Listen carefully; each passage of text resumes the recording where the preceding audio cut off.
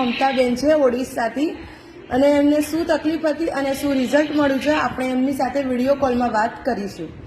જય દ્વારકાધીશ મમતાબેન, શું તકલીફ હતી આપને? મને બીપી હતી, ડાયાબિટીસ હતી, વેરિકોન વેન હતું, વેટ જાજુ હતું, બધી દવા લીધી હતી. એમાં મારે સુગરમાં જે 3 મહિનાનું આપણે કરાવીને એમાં 9 આવતું, આજ વખતે 7 આવ્યું. બીપી ની તો દવા જ બંધ થઈ ગઈ.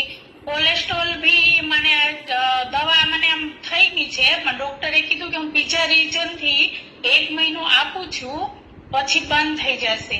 અને વેરિકોન વેન માં તો એકદમ પગ ફૂલી ગયા હતા. હું ચેર ઉપર બેસીને રસોઈ કરતી, એને બદલે અત્યારે અડધો કલાક વોક કરું છું.